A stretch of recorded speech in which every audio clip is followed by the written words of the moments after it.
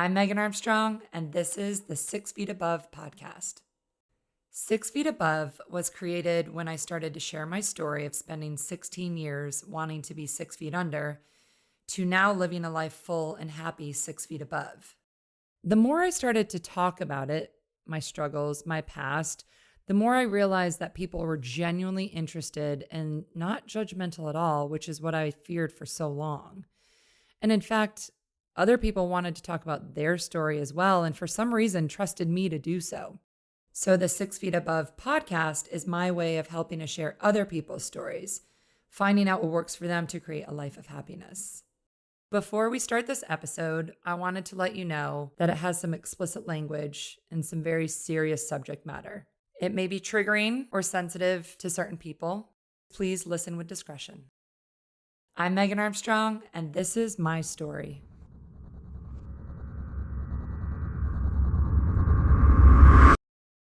I wish someone would have told me that it was okay, that I wasn't crazy, and that just because I wished I wasn't alive didn't mean there was something really wrong with me.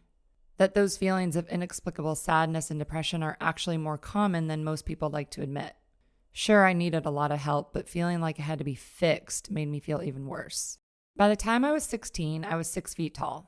I was a great athlete. I had parents who loved each other and adored me. I drove my own car. I was popular at school. We lived in a big house with a gorgeous pool and a huge backyard. And from the outside, I had everything a teenager could actually want. But before my 17th birthday, I was diagnosed with clinical depression. Nothing tragic ever happened to me. I was never beaten, never molested. I was never addicted to drugs or alcohol. No one close to me had ever died. I was in perfect health physically, but I felt like I had no reason to be sad, which made me feel even worse about it. My parents could see that I was struggling as my day-to-day life was affected and my attitude had changed. I pulled away from my friends and family. I became really angry, and I remember them saying, "Just tell us what you want." And all I could say is, "I just want to be happy. I just don't know how." It sounds so simple, but it took me over 16 years to figure out that happiness is not a choice. Happiness is a habit, and you are completely in charge of creating your own habits. I'm Megan Armstrong, and this is the 6 Feet Above podcast.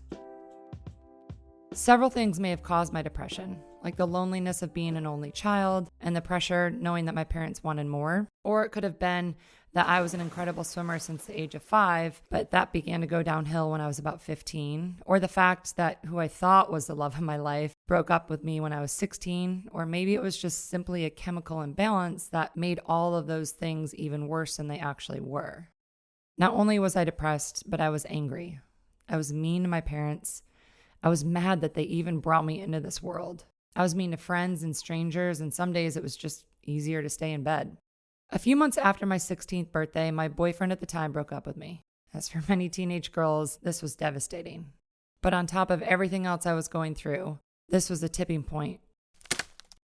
The tipping point where I decided I wanted to end my life. The pain I felt was no longer worth struggling through, and I was tired of pretending that everything was okay. My friend Morgan drove me home that day, and I cried the entire way. I was ashamed to tell her just how bad my thoughts had gotten and didn't know how to ask for help. I mean, how do you tell another 16-year-old that you would rather die than see the next day? So I simply said I was sad about the breakup, but I'd be fine, and I went inside. The next few minutes were kind of a blur. I remember sobbing uncontrollably on my kitchen floor for a little while to the point where I couldn't catch my breath. Then this sort of calm came over me, and I stood up and I grabbed a knife. In some ways, I was terrified to do it, but I just couldn't bear the amount of pain I was going through anymore. So I took a deep breath and I flipped over my left wrist.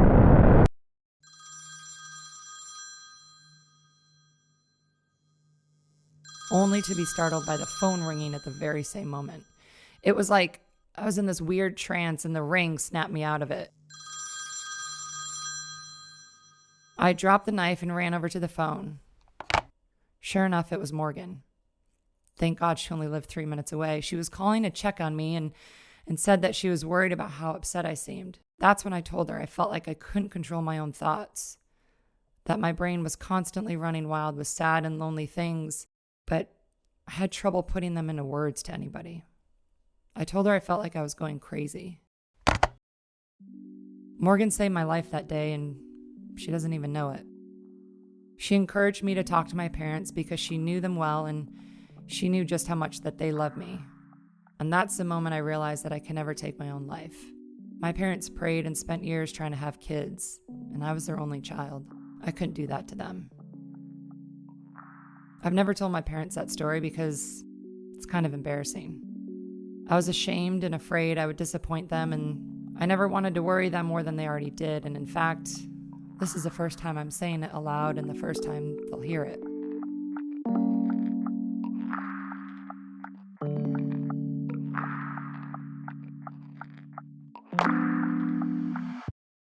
From 16 years old until about 22, I was in and out of therapy.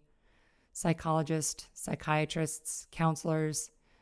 I was on one antidepressant after another, trying to find the perfect one and the perfect dose. I would be okay for a while, and then something would set me off. I would have some really great days and weeks, and then some really awful weeks and months. I was very up and down, but I had learned how to hide the really bad times for fear of being judged and people thinking I was crazy. Sophomore year in college, I started dating a guy from my hometown that oddly enough was my very first boyfriend in 8th grade. We would break up, get back together, and break up again. You know how it goes. He knew I had been struggling with depression for several years, but he never quite understood it and what it can do to someone. There was a night junior year that we broke up, and I told him I didn't want to live anymore. He was at school 6 hours away and had no idea what to do with that information, and he was worried I would hurt myself. So he called his dad, and his dad called campus security. Well, about an hour later, I had 2 campus security guys knock on my door. I was so incredibly embarrassed. I played it off as me being dramatic and a typical 21-year-old whose boyfriend just broke up with her. But the thoughts were real, the emotions were real, and so was the sadness. We ended up getting back together that summer, and he transferred to a college just 40 minutes away. At the same time, I started to struggle with my weight. So my doctor decided to switch my medications, since some of them can cause severe weight gain. One night, senior year, I got so mad at him for not answering my phone calls that I drove from school to where he went, and I broke into his apartment to take back everything I had given him. I smashed his phone that he had left behind and literally thought I was going insane. I remember thinking I was having an out-of-body experience, like the normal me would never do something like that. He knew I was struggling worse that year, but he had no idea how to help. And the last time that we broke up, all he said was, "Meg, I love you, but I can't make you happy. You need to figure out that on your own." It was then that I realized that he was right. No one and no thing was ever going to just make me happy. I had to figure it out. I went back to seeing a psychiatrist at 22 to explain these really intense ups and downs. And it was different than when I was a teenager, where mostly it was all downs and just overwhelming sadness, and physically and mentally just felt lethargic. And that's when I was re-diagnosed with bipolar. My doctor had said that the medication I was on for depression, the one that they switched me to for the weight gain, was actually detrimental for someone who was bipolar. So I was put on a mood stabilizer, which is used for seizures, as well as an antidepressant. It definitely helped me not go off the deep end, but in the end, it didn't fix me. And I couldn't get the words out of my head that my ex had said. "Meg, you need to figure it out." At 24, I moved to LA to do the whole acting thing. I was pretty stable, or so I thought, and that's when the eating disorder started. It was a way for me to control something when I didn't feel like I was in control of my own thoughts or life. But food I could eat when I was feeling down and get rid of to make me feel better. I don't think anyone suspected I was bulimic, since that's when I got involved in the fitness industry. I was working out at least 2 hours a day. I started teaching spin, and I did some personal training. I was doing all these things to keep my body looking a certain way, and people would make comments about how great I looked and how fit I was. I felt like a fraud. Here I was coaching people to be their best, yet I knew I wasn't practicing what I preached. There wasn't a catalyst or any defining moment I can put my finger on, say, that was it. That was the moment that I decided to change my life. It was just some random morning after a night of binging when I was 29. I woke up and I looked at myself in the mirror and literally thought, "I hate you." hated myself. I hated what I was doing to myself. I used to weigh myself every morning, and that day I finally realized that the number on the scale would never make me happy. The amount of time I spent on my physical self meant nothing if I didn't gain control of my mental self. I didn't want to live that way anymore, but I didn't want to die either, so I had one choice. I had to do everything in my power to change the way I was living and thinking. And let's be honest, I really wasn't living. I was simply existing. It was that day while looking at myself in the mirror when I finally took responsibility for my own life. When I said to myself, you're not a victim because you had depression or were bipolar, that I couldn't blame anyone else, that this was a life I was given, but it would be my fault if I didn't do anything to make it better. I knew I needed to let go of the anger and stop placing blame on all my circumstances. I admitted to myself that I was a negative person and that this was a habit I had been practicing all those years.